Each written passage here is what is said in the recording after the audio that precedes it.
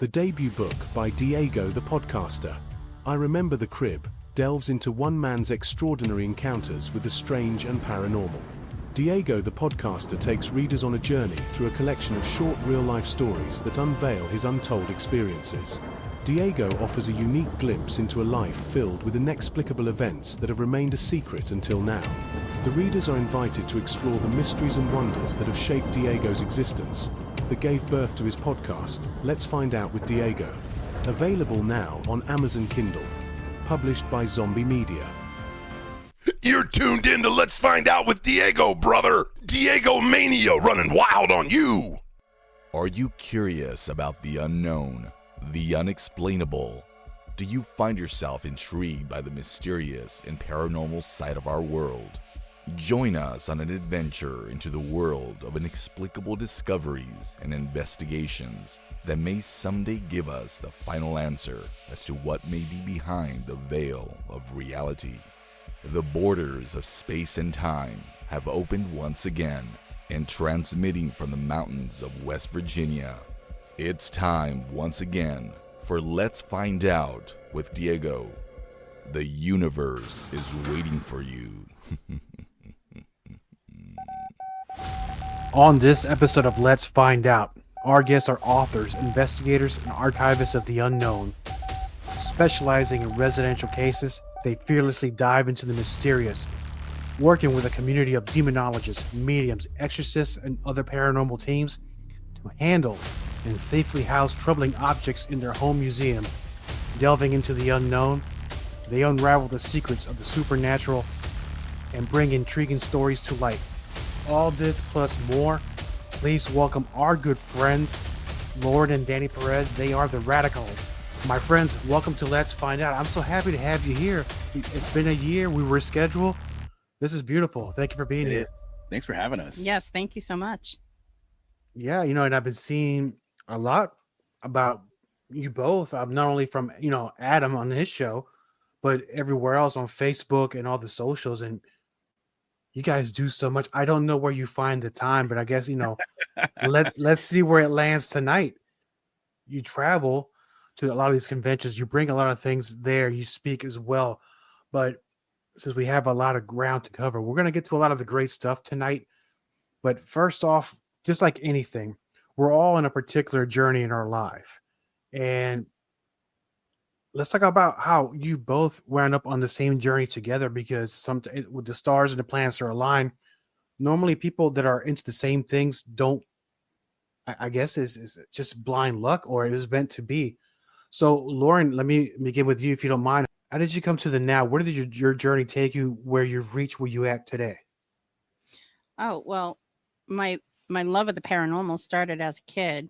I liked, Scooby-Doo growing up, and then the Ghostbusters shows and the movies. And I always said, oh, that would be pretty cool to do. So I said, okay, let's give it a shot. I joined a team, and my daughter Carissa joined the team with me, and that team decided to go their own separate way, and my daughter and I decided to make our own group, and that was MassCon Paranormal.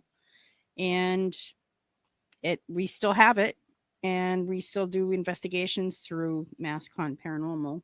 But it wasn't until 2017 that I met this guy. we actually met online on online dating, and found out that we both liked the same things, and kind of hit it off from there. We were both ready to give up completely. Yeah, we were. It was just horrible. And then it was both of our last ditch effort, and then bam. Bam. There it was. But what did you have in your profile? Oh, if you're brave enough for a first date, you can come on a paranormal investigation with me. Perfect. No, that's actually is perfect. Interesting, because that's how my wife and I met. It was online, and you get to a certain point to where, it's when you're in a journey like us, going out and meeting people, it's kind of a different vibe. And sometimes it takes something like that will bring you together, because like I said, it was blind luck. Yeah. And same thing with her, because I did it online. I met her 2019. We got married in 2020. I mean, it's great. It's Wow. pretty much the best decision I ever made. So when she hears this episode, and being Valentine's Day right now, so it's even better. So Danny, with you, because you come in from a different angle when it comes to the paranormal. Yeah, I tend to be more skeptical, more science based and whatnot. I'm still, I want to believe. I don't discredit anyone who believes in something or, has an experience. I just wasn't there, so I can't, I wish I was. But for me as a child, I think it was 1982, I think it was. There was this Italian movie called The Black Cat that came out. And it had to do with this old man. And he would go to graveyards and he'd bring these reel-to-reel recorders and he'd hear voices. He'd talk to the dead or listen to the dead. And I was like, I think I was 10 at the time. And I was like, I want to do this. I want to check this out. So I had an old Radio Shack tape recorder and a microphone. And I went and did it. And I heard stuff that I didn't hear with my normal ears, So it was just like, okay, this is wild. This is interesting. So I started getting into books on supernatural and things like that. And I think it was the 90s, early 90s. I met up with Ed and Lorraine Warren at the University of Connecticut. And that was really, you met them too, Lauren. Yes, I did. I actually met them in Paxton, Mass. And, it was really cool. It was interesting. And after the show, Ed gave me his card and said, oh, come on over sometime. And, went over. They were really cool. And I was like, you know what? I don't have to believe in this stuff to try to figure out if it's real and to help people.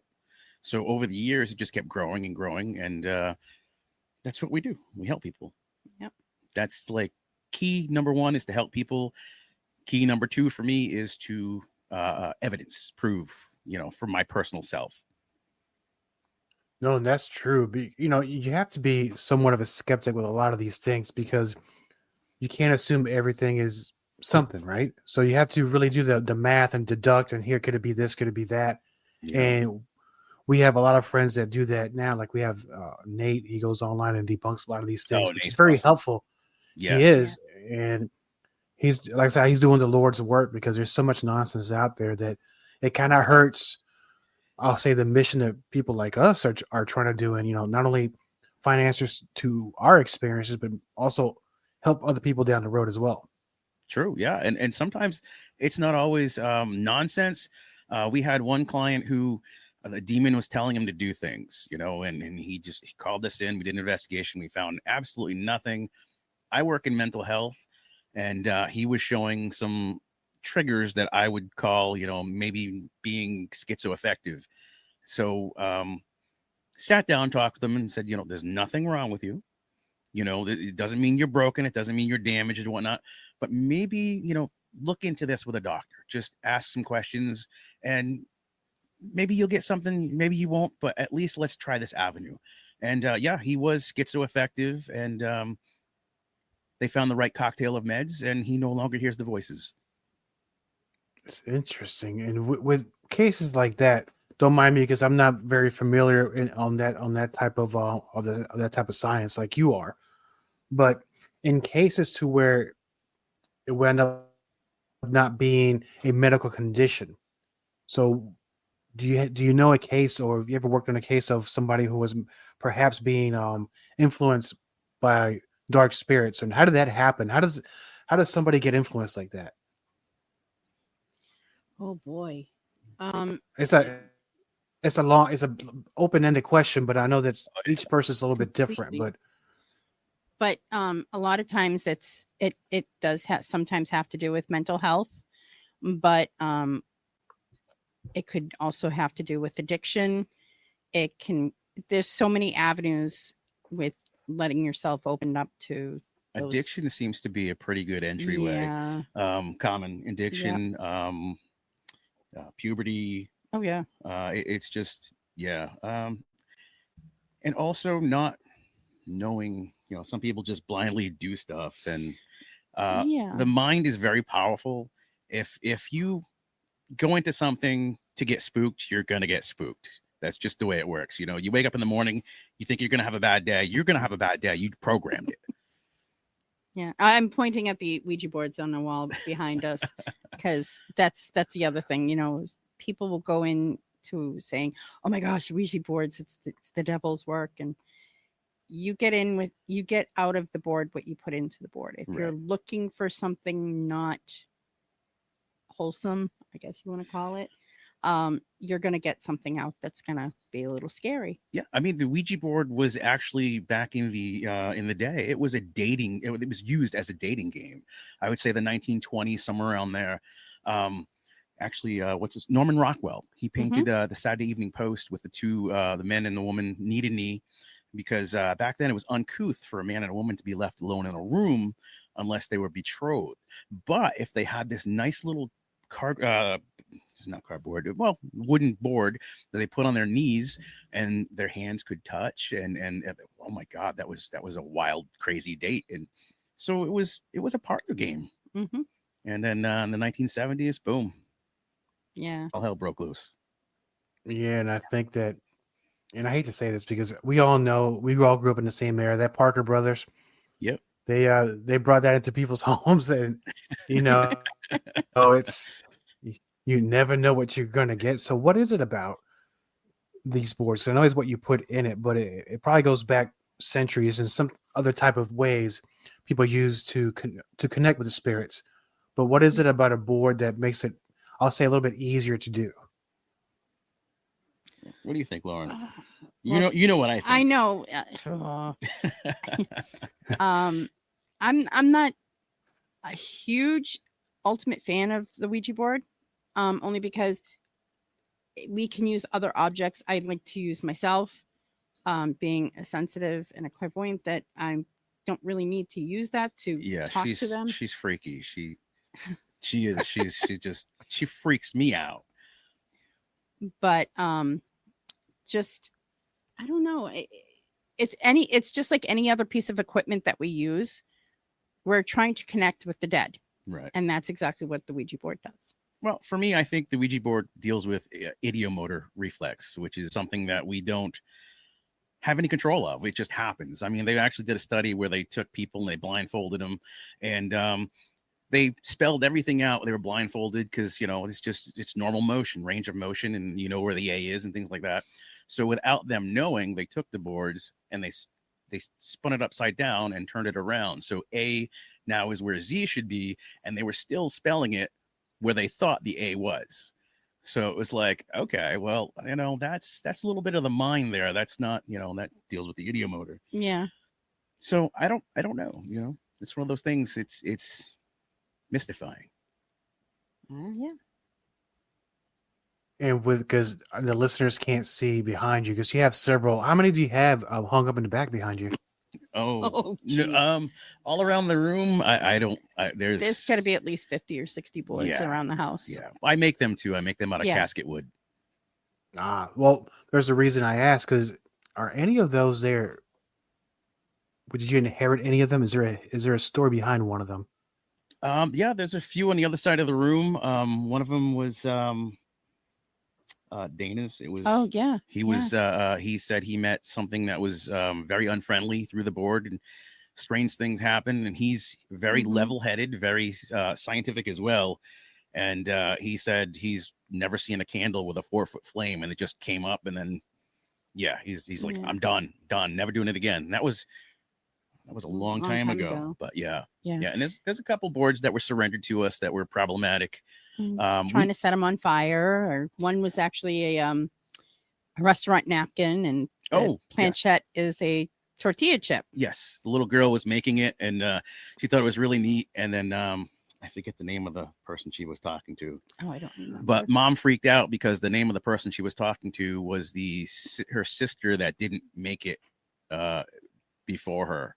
So Mom got a little freaked out with that and everything. And there's we have it now. Yeah. I do have an interesting story about one. If you care to listen, it's funny now, terrifying when I was 6 or 7 years old.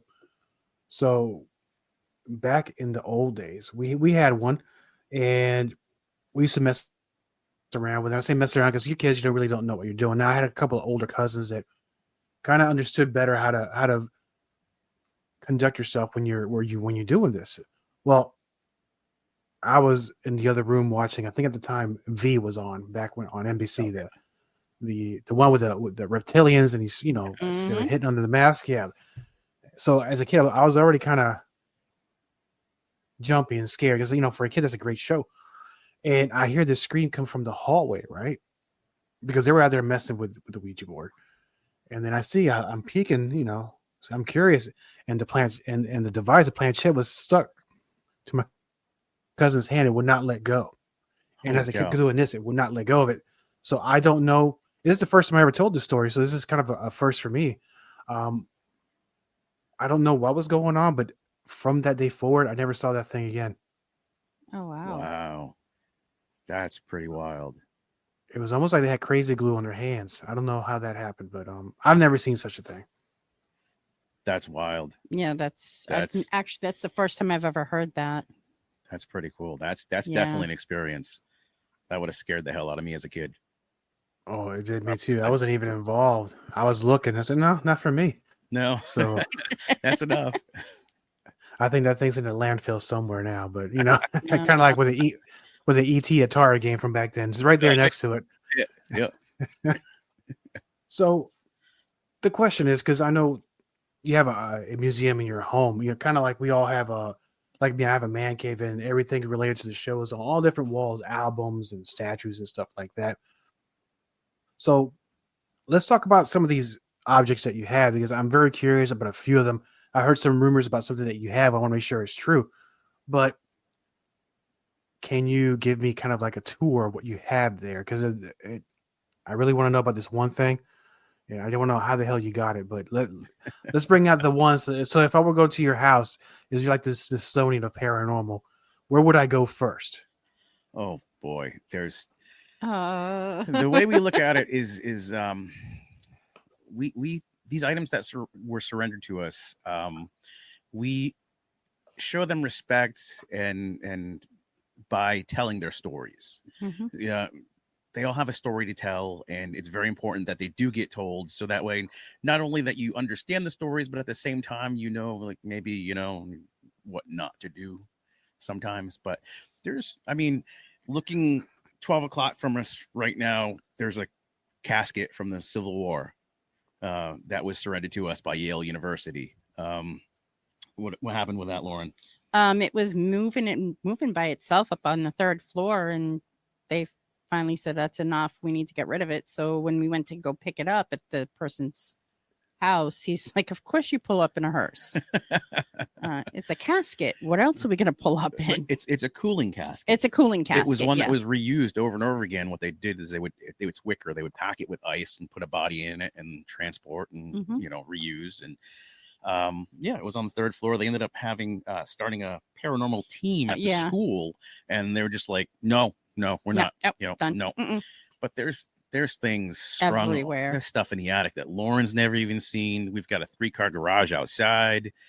Oh my God, I don't even know where to start. Well, I'll come straight out, because when I did the promotional artwork for this episode, there's a reason why I have that fork. And Adam was telling me about this a while ago. I was like, and I know you told the story 1,000 times, but I have to know, how did that object find you? The fork. Well, one thing that we do is we do a lot of experimentations. We do a lot of trying to figure stuff out and weed things out. Psychometry, we're big on psychometry. Lauren, what is psychometry? Psychometry is the ability to hold an object in your hand and get a reading from the past. She's damn good at it too. It's just freaky. I don't know how she does it, but yeah, she's damn good at it. So we study psychometry. We get a group of people together, and we'll do it sometimes when we're doing presentations as well. We'll do various different things throughout historical items. We've got a piece of Abraham Lincoln's hair, and we put all this stuff is it's on a blind level where you can't see what it is and things like that. It could be happy, it could be sad, it could be a murder item, it could be historical. And so there's people that collect bad things. It's called murderabilia. It's things that John Wayne Gacy paintings and all kinds of crazy stuff. So we got, Yeah. yeah. And the guy who we got the fork from actually knows us. So, you know, is that, hey, I have this fork. It comes from Jeffrey Dahmer's apartment. And, you know, he used it. It was when the cops went into his apartment. They realized what he was doing. What happened, Lauren? All the utensils went into crime scene evidence because if you use a gun, that goes into crime scene evidence. So if you're using your Cannibalism, yeah, silverware, cutlery becomes now crime scene evidence. So it went into lockup until about 2 years ago 2 now, years right? ago, yeah. I think it was close to 2 years, yeah. And so it was just sitting there in evidence locker. And I know like a lot of his personal belongings were destroyed and things like that, but crime scene evidence cannot be destroyed until it's released. And it was released, and it was released to Lionel, Jeff's father. And at one of the world's biggest murderabilia collectors. And he picked up everything. He grabbed everything, his glasses, including his ashes. Jeff's ashes. Yeah. Get out of town. No, they can be yours for like what is it, $500,000? $500,000, $500,000. So he's like, hey, I know you guys do psychometry and stuff like that, and you guys do all this kind of weird stuff. Would you be willing to take one of Jeff's forks and just study? You know, it's yours if you want it. Like, yeah, sure. So we've got the all the paperwork that came with it and everything, the release stuff, and yeah, it's yeah. The first time we took it out, we took it out. Because when we do these presentations, we'll bring a couple items from our home museum and we'll talk about them and present them and tell their stories. And the first time we took the fork out, it wasn't in a encasement or anything. It was we're just holding it loose. Yeah. And like I said, Lauren's pretty good with psychometry. Lauren, what happened? Well, we took the fork to a retirement community for their Halloween special. It was a spooky event. And I was holding the fork, and it was the third time I held the fork. And I almost hit the floor and threw up at the same time. I was so sick to my stomach. She was walking around holding it like Vanna White, and just you could see the color going away from her face. Yeah. It was like, yeah, bring that back. Yeah. But everywhere we go now, people are like, "Oh my God, did you bring the fork?" And it was. So what he was talking about was when we brought it to New York. For the first time, we piggybacked it with a human skull. And so it was, we were back up in the room after the day, and we had lo mein. The human skull is in a glass case, so it was safer to put the fork in with it to travel with it. And so we're upstairs in the hotel room, and show's over. Danny's sitting down at the desk, and I'm on the bed. And he looks down at the food and he's like, I'm really hungry. But I don't have any silverware. We didn't have any silverware. Do not tell me what you're going to tell me. We didn't. So I'm standing there. I'm sitting at the desk, and she's on the bed, and I've got Jeff's fork in one hand, and I've got the lo mein in the other hand, and I'm looking at it back and forth. And then I look over at Lauren, and she's just kind of like shaking her head. Dare. I could just see, and I was going to, and I like I said, we just got the fork.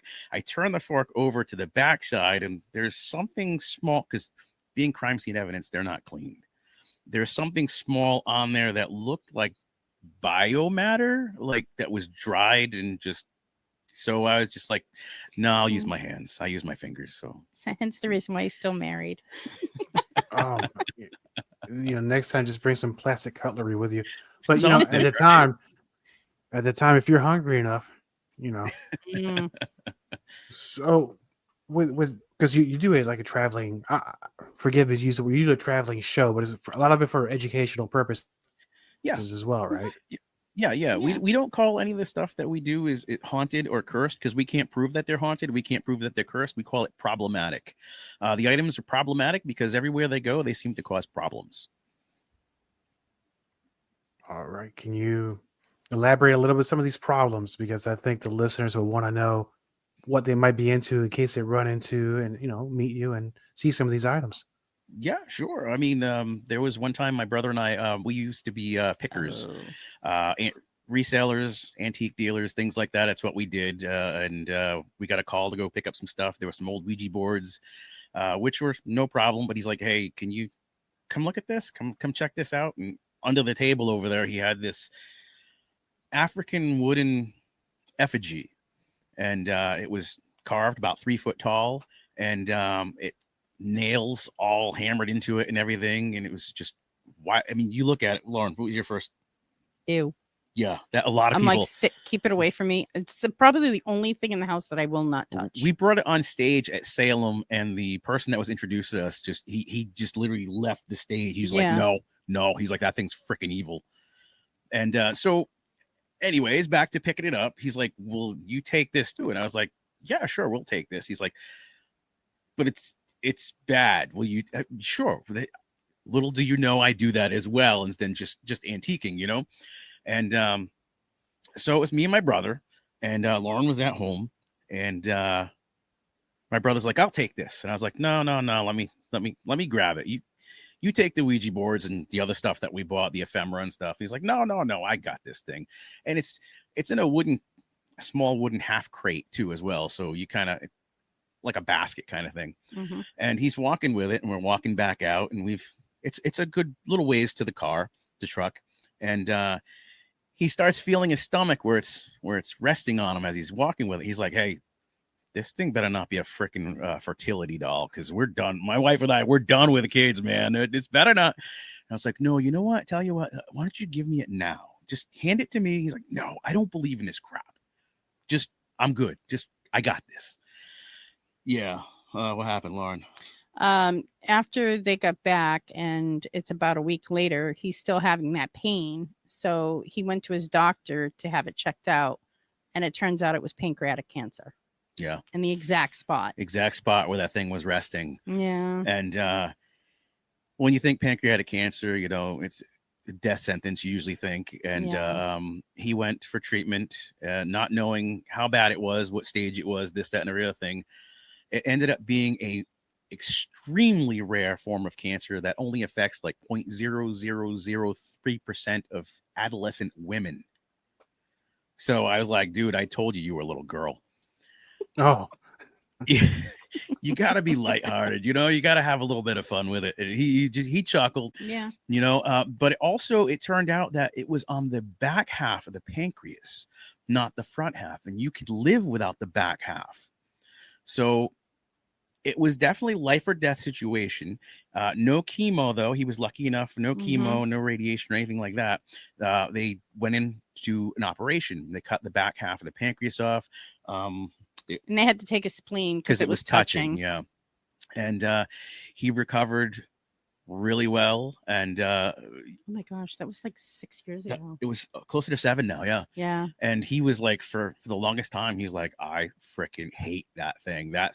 Oh my God. And everywhere we go, people just like, no, don't get that away. They just, as soon as you see it, because it's called an Nkisi Nkandi. That's the name of it. Nkisi meaning spiritual hunter, and Nkandi meaning revenge.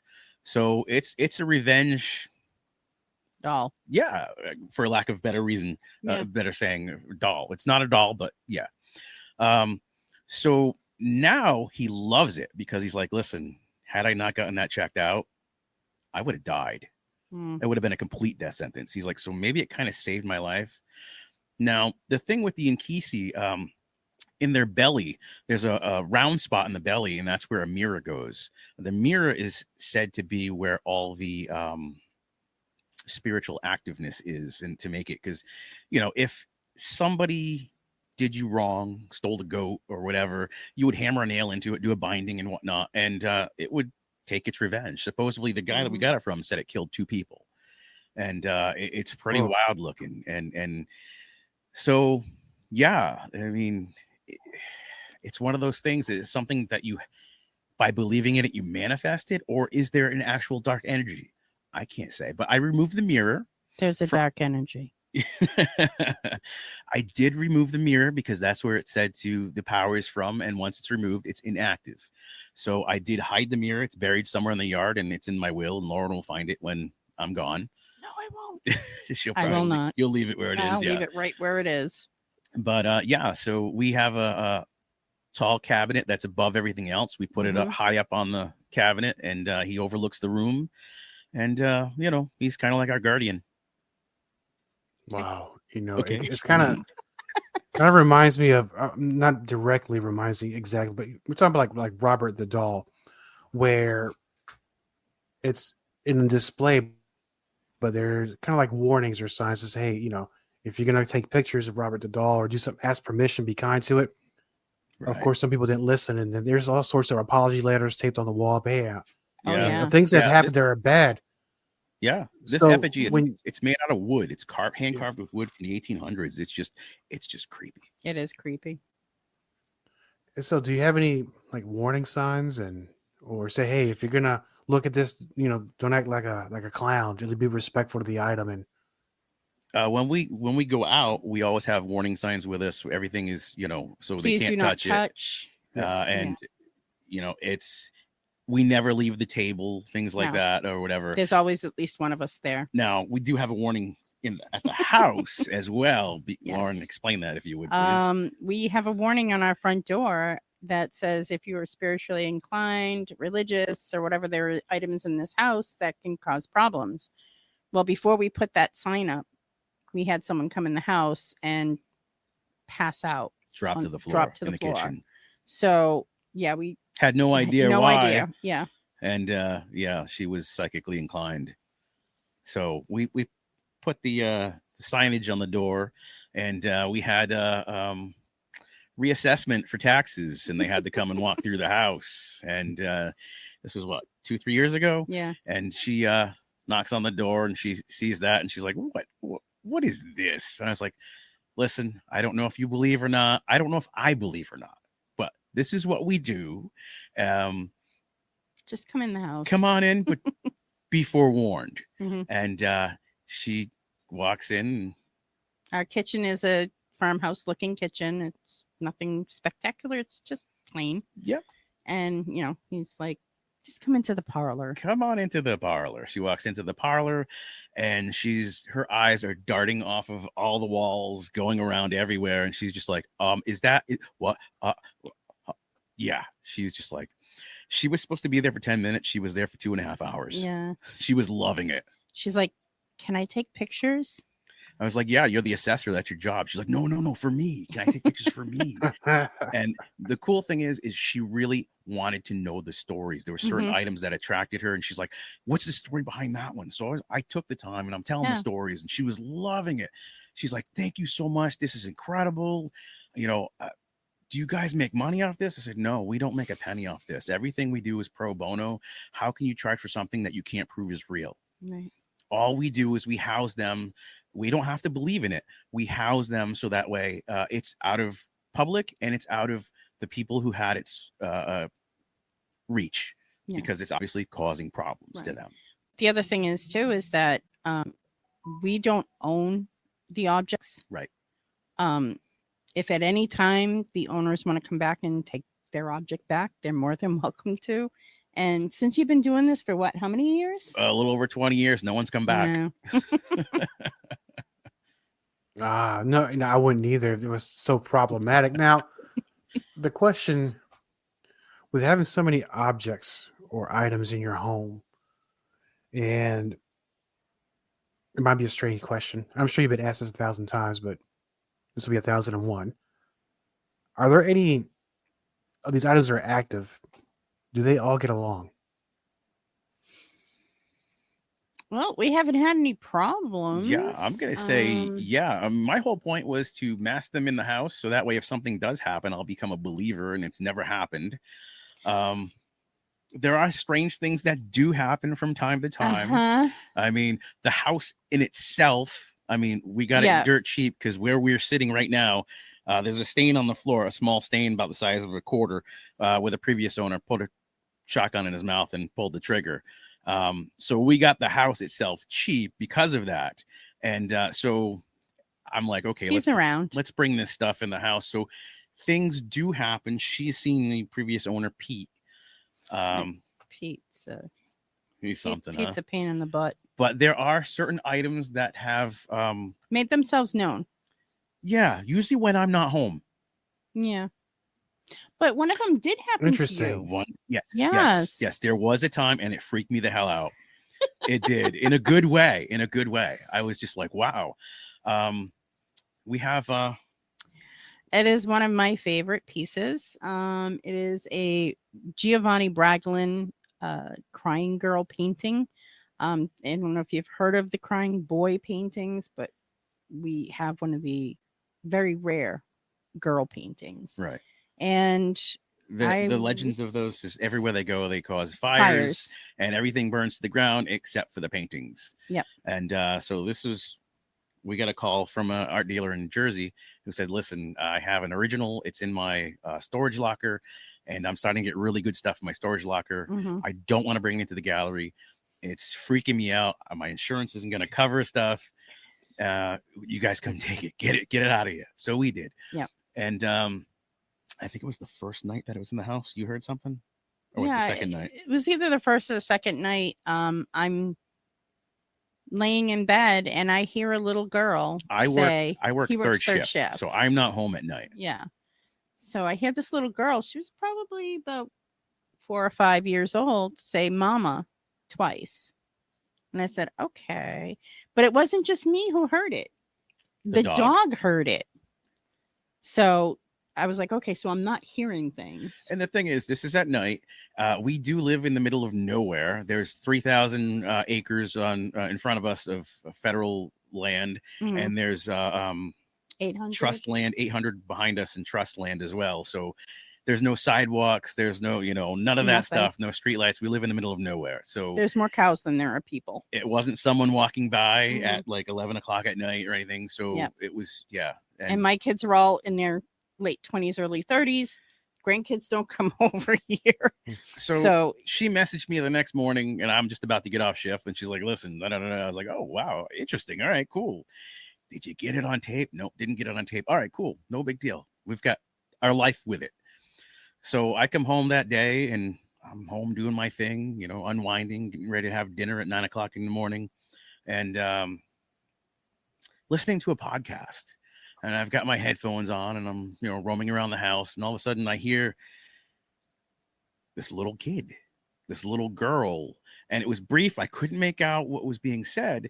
So I stopped in my tracks knowing what Lauren had just told me, like probably about 2 hours before this. And so I stopped and I'm just like, okay, rewind the podcast. Because, it had to be the podcast. It wasn't anything else but the podcast.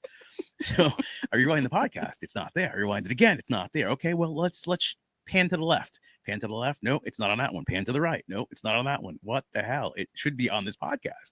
I have no idea what it was, where it came from, whatnot, but I heard something that I can't explain. Wow. I mean, you kind of can, but something that I can't scientifically explain. There you go. Course. So what we do is, because of the fact of the legend with the fire, we keep her by the fireplace. All right. And make her happy. You want to make them happy. You don't want unhappy anything in your home. No, we don't. So, which brings me to the question, because you're out there kind of like me. I'm out. There's more population than where you're at. There's cows probably about 3 blocks from me. And then it's kind of weird. There's neighborhoods, then there's neighborhood farms. Being with so many acreage of lands and protected by, I think you said it was national government protected land, right? There's federal land across the street from us. Yeah, 3,000 Well, thank you for that. I flubbed that one. Federal protected land. Any experience with cryptids, or you seen anything in them woods that's unusual? On the other side of the land trust behind us, there was reports back in the, I think, early 2000s of it was a Bigfoot sighting. If you Google it, you'll see Woodstock, Connecticut. There was a mean like up off the trail that you took me up? On the other side of the hill, yes, on the backside. But that's the same area. Oh, jeez. Okay. That was many years ago. They migrate. Yeah. Okay. But there's I'm sure. I mean, we've heard lots of stories. Yeah. I come from like the suburbs, so I'll just never forget one thing that happened. We were getting out of the car. I was getting out of the driver's seat, and all of a sudden Danny rips me away from the car, and I'm like, "What the heck is wrong with you?" He goes, "You didn't hear that?" And I said, "What?" He says, there was an opossum hissing at you. It was about ready to attack, and I'm like, "Oh, yeah, it yeah." more than likely just had babies and stuff and was defense. I mean, we'll go outside and hear coyotes. You heard coyotes yesterday. I heard coyotes yesterday. Yeah. You know, so it's like, you know, cryptids. I'm sure there's something. I actually. He'll believe in a cryptid before he'll believe in the ghost. Yes, without a doubt. That's very interesting. Yeah. Mm-hmm. But nothing yet. What about? Well, sometimes these avenues they go hand in hand when it's cryptids, UFOs, or paranormal. Sometimes related, sometimes not. But sometimes when everything's aligned right, yes, there's activity. Being that you're in the middle of nowhere, you're perfect pickings for something coming over and studying you. Anything like that? You, Lauren, anything like that? Any UFOs or anything? Oh, well, when all the drone thing was happening, yeah, we saw. I did see some of the different colored lights up in the sky, but now when I was a child, I was probably 6 or 8, somewhere around there as a child. My grandmother and I lived with my grandmother. We went to the pharmacy and she was getting her meds, and I was in the car because you left kids in the car back then. And and she come back and I was all excited. She's like, what are you so excited about? I was like, I just saw like 8 UFOs in the sky. Meme, I just saw 8 UFOs in the sky, and I'm freaking out. I was like so happy. It was so awesome. And she's like, yeah, you read too many comic books, you know? And the funny thing is, the next day it was in the Norwich Bulletin, the little paper around here. And they had a picture of these things in the sky. So I was like, aha, proof. It was wild. Okay. It was really cool. But that's my only experience with that kind of thing. But I do think, I believe in cryptids. I believe in UFOs completely. The paranormal, I do think there's something there. I think it has to do with frequency and vibration, and maybe dimensional memories and stuff like that. There is something to it. Mm-hmm. I just think there's a scientific explanation.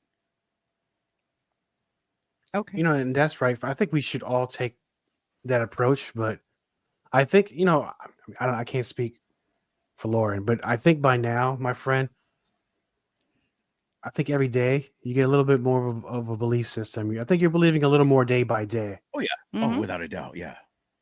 Yeah. I don't want to be stagnant. I want to grow.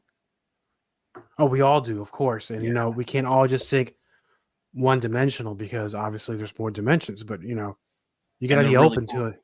Yeah, and the really cool thing is Lauren is completely helping me with this because, like I said before, she freaks me the hell out.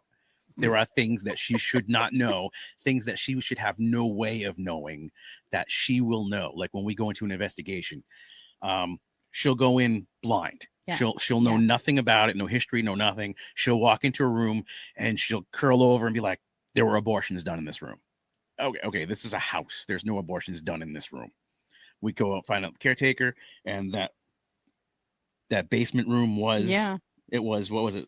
It was the Isaac Morse house. Yeah. But what was it used for? It was for backwoods abortions. Yeah. Yeah. It was. So it's like, okay, all right, alert. That goes off in my head. Like, how did she pick up on that? Is it a frequency, an energy, a vibration, a memory, whatever it is? It is of the unknown, the supernatural. It has to be. Well, it's like we took our first. We called it a spooky moon, because we both work in healthcare, so we really couldn't take a honeymoon after we got married. It was middle COVID. It was middle of COVID, so we went to California and we went to Disneyland, and we were sitting waiting to go into the Haunted Mansion, and we were talking with a couple over there, and they handed me his ring, and I'm holding on to the ring, and I basically told them who it was from. And Yeah, you said your grandfather's Native American. This was his ring, and his eyes just like bulged out of his head. He was just like, "What?" He's like, "I love spooky stuff." He's like, "But you just freaked me the hell out."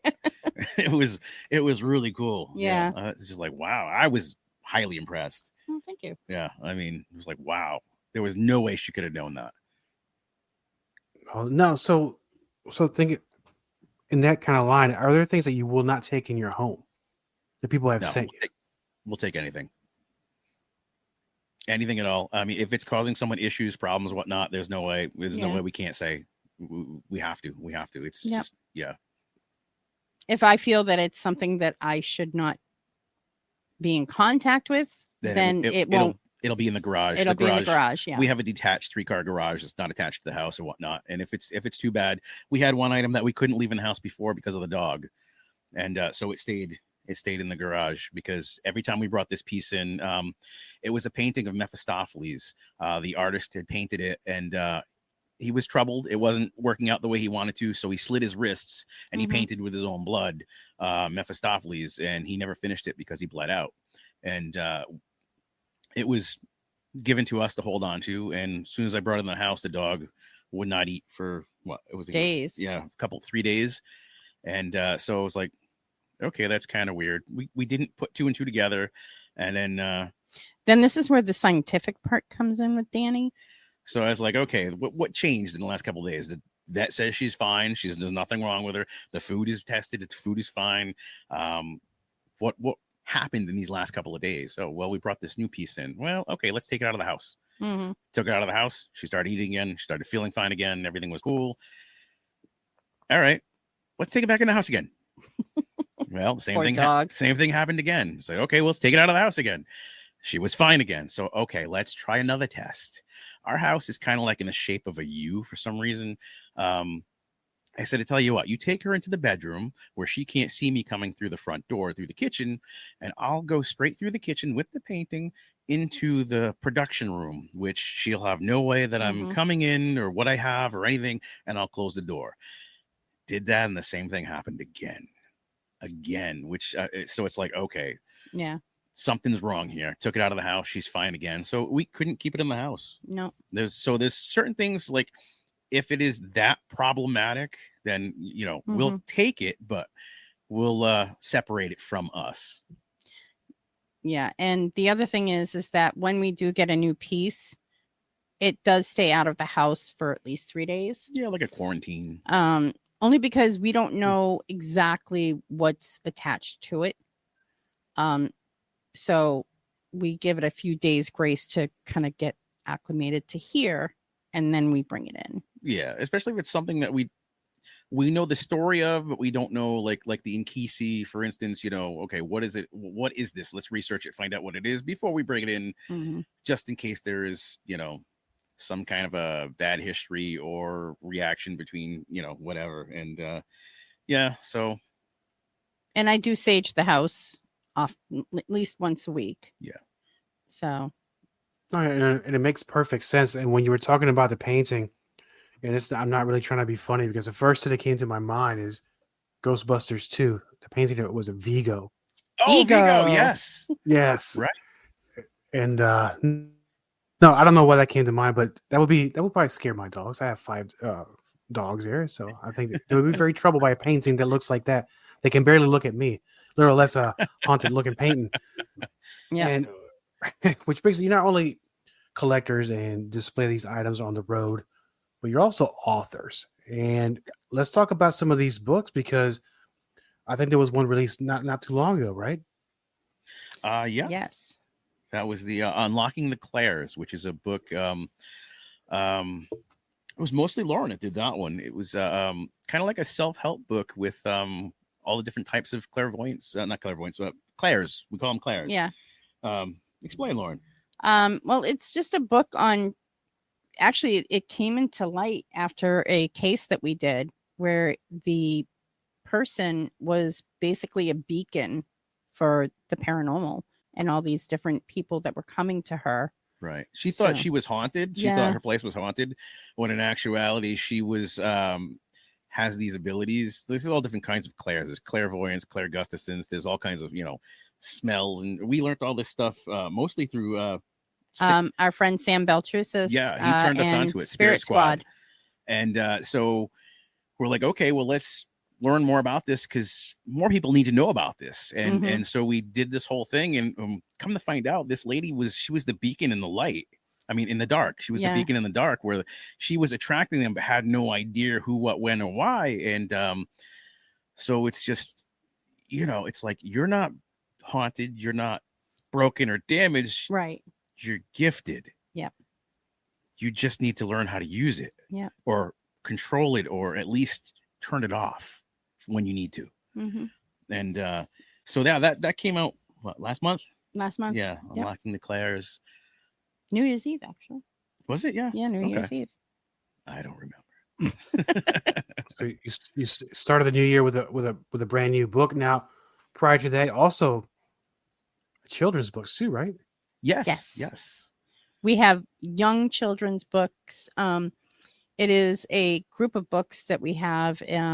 Right now, we only have one that's been illustrated. It takes Yeah. I do a them lot one of by time. one, the illustrations, so it takes me forever. I'm not an artist. Yeah. So the first one is, his name is Count Fangilla, and he's a little vampire boy who goes on these adventures or meets certain people or deals with everyday issues. Yeah, things that kids have questions for, like, Mhm. what is a funeral? What is death? So like his first funeral, why is grandpa dead? Things like that. Scary things like going to the dentist. Yeah. Meeting up with a fireman. Yes, fire safety. Fire safety. The first one that we did was a spooky encounter where he actually he meets up with Stephen King and he wants to be a writer. Mm-hmm. And so it's we have 174 of them written, and now I just have to illustrate them, which takes forever.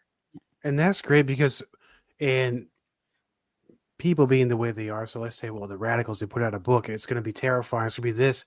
They put out a children's line. And their parents are like, no, we can't. And they're like, well, this kind of helps the children to deal with some of the more important things that come to life. We're all going to go to a funeral.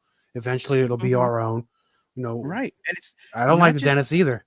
So right. And it's not just scary, dark stuff as well. There's also like, it's okay to be different. One of the stories, because all his friends are monsters and they're all different, and it's okay to be different. It's okay to, enjoy that. And then we have the what's it, the middle age? Middle-aged.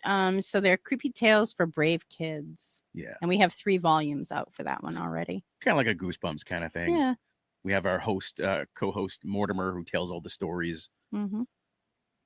Yeah, that sounds amazing, man. So the way you tell it, you have so much fun creating these stories and then illustrating them. So for the listeners of Let's Find Out that want to know more about not only you, the history of your objects, and I know there's a hearse involved with this too, and they want to learn more. You know what? I was going to close it. No, I'm not going to close it quite yet. Let's talk about the hearse.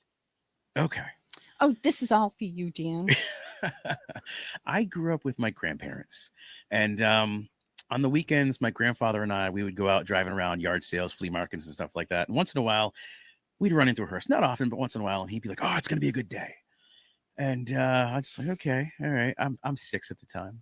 If you noticed a pattern here, it all happened when you turned 6. Yeah, 6 to 8, somewhere around there. And so, a couple months go by, it happens again. Oh, it's going to be a good day. There's a hearse. And I'm like, Pepe, no, it's not going to be a good day. There's a hearse means death. He's like, yeah, but any day you're not on the back of a hearse is a good day. And a little bell went off in my head. It was like, okay, well, then if I own a hearse, then every day is a good day. So I'm like, I grew up with that aspect, in my head, like, wow, okay, I want to get a hearse someday.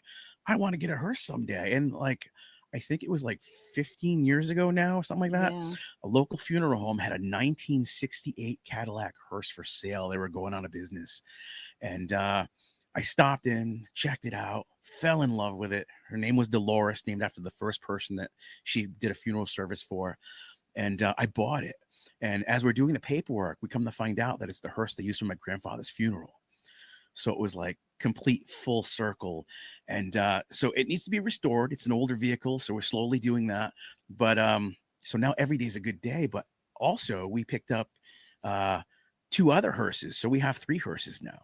We've got an 04, black 04, that's mine, named William, after one of the people that it carried. And Lauren's got a matching 04 as well. His name is Vincent. Same thing, named after one of the riders. So yeah, we have a his and hers. Oh, I love it, man. That's such a couples thing, by the way. And this is going to be a very insensitive question, not about the hearses, but you mentioned something about the funeral parlor that went out of business. Yeah. How does that happen? Well, you get they were, I don't know if going out of business was quite the right term. They were not doing well, and they were offered to be bought out by another company, a bigger company, and which they all hate to do because, it's a family business kind of deal. And so they had to liquidate their assets before they could, and yeah, I mean, it's a sad thing. Because I'm thinking a lot of companies, own these now. And there used to be a lot of family owned, but hey, I don't know. Yeah, because I was thinking about it. It's such a, the inventory doesn't run out, but so you should really go out of business. But that was awful. But anyway, I'm gonna close it out. No, it's true, because when I was a teenager, I wanted to be a funeral home director, because in my head, it's a business that never dies out. But actually it did bottom out when people started doing cremations and things like that. And most people don't realize that. They are starting to realize now over the last 15, 20 years that you don't have to use a funeral home. You can actually bring them into your house and prep the whole stuff all yourself and everything. And so it's like they're losing money. So they are, not doing as well as they were back in the day when I was a child. The world is changing. Interesting. Yeah. Wow. So with that being said, for the listeners of Let's Find Out that want to know more about what you both do, want to purchase your books, and then maybe one day when you go on tour, look at one of your 3 beautiful hearses, where can they find out? Well, the best way to get a hold of us is www.theradikals.org.